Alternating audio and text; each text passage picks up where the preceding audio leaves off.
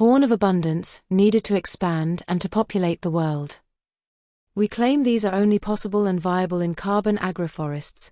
For now, please compare with ancient Amazon Amarins living from the Amazon forest, and thrive, which is proven by the once high population densities and complex urbanizations. During the Ice Ages, which represent 90% of our past, the only significant growth and production provingly took place in the Amazon forest. That historically was the only place that presented forest refuges and proven production of all what humans needed, and this continuously. Amongst others, the Amazon Black Earth or Terra Preta area proves this. And they also prove the mentioned high population densities as well as thriving. If this is unknown or incomprehensible to you, then please look into our videos regarding carbon agroforest, or else think about ancient Maya cultures in the midst of tropical forests, in fact provingly carbon agroforests. We claim that agriculture cannot and is not viable to develop into a horn of abundance, simply because it is not sustainable, but most of all it needs an almost constant input of a variety of not renewables, like fertilizers, herbicides, pesticides, and/or expensive machine labor. First, a provisory intuitive approach. A horn of abundance can only develop where and when there is sustainable production. We are well aware that a. Close to 100% of the past existed of ice ages. b. That organic production is highest in forests and least in agriculture. c. That organic production can, is and must be transformed into the products in demand, which include food, energies, like gasoline plus, hydrogen, etc., basic materials, like those for building materials, including for houses, cars, etc. Following the science shows Amazon Amarins as ancestors. We claim that following the science shows and clearly proves with multiple evidence that the Amazon Amarins were our earliest ancestors, and that it was their practices in and related to the Amazon forest, which was transformed in a carbon agroforest, that made them sufficiently thrive. Kind of horn of abundance. We claim and remember that the horn of abundance was still referenced by the Greeks, and while the cornucopia itself originates in classical mythology, its core concept of abundance and prosperity also aligns with themes found in the earlier Mesopotamian culture, particularly in relation to deities and agricultural practices. We of Origin for Existence hypothesize that the horn of abundance already and also was referenced amongst others in Gobekli Tepe and the whole network in the Proto-Fertile Crescent related to it. David Reich.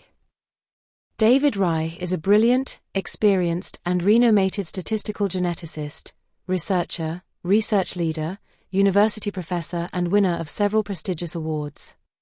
The here referenced genetic similarity research is his speciality, as well as that of his team, and together there, and many colleagues, extensive research is focused on it. So he knows firsthand, and in the most scientific possible way, that both do not directly descend from Africans, and that there are only two possibilities left, and these are a. That the Native Americans descend from the Europeans, or b. That the Europeans descend from the Native Americans. Ancestral markers are key and should be consulted, but are negated instead. In any search for ancestry and descendants, the ancestral markers are key and should be consulted, however consensus does not consult or even mentions them, so the general public and alternative historians simply do not know them, or are not familiarized with them, and in sequence simply do not use them, and negate them. Consequently, none of these parties follow the science as they should, and consequently will not find what they claim to be looking for. For now and for this reason, we will skip this need to look at what the ancestral markers tell and prove us, which is the out of the Americas.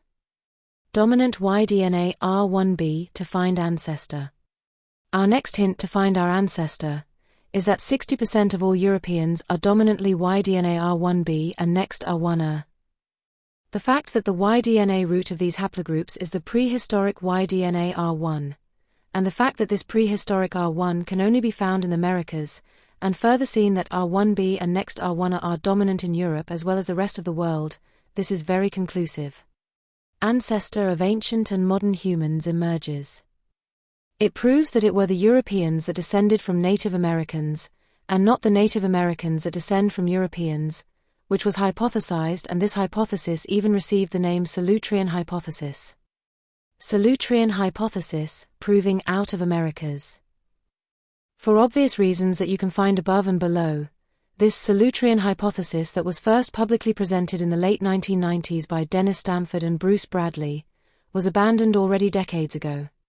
Surprisingly, also the arguments in favor of the Solutrean hypothesis, that are based on similarities between the Solutrean culture of Europe and the Clovis culture of North America, these similarities were never contradicted, and consequently go on suggesting one or more possible transatlantic migrations in the opposite direction, thus from the Americas to the rest of the world, even during the last glacial maximum, including any period before the last ice age. It is the same transatlantic migration during the last glacial maximum, as well as others that will follow up, that explain the peopling as well as the population turnover events as they are uncovered over and over by all ancient DNA research, including the research done by David Reich.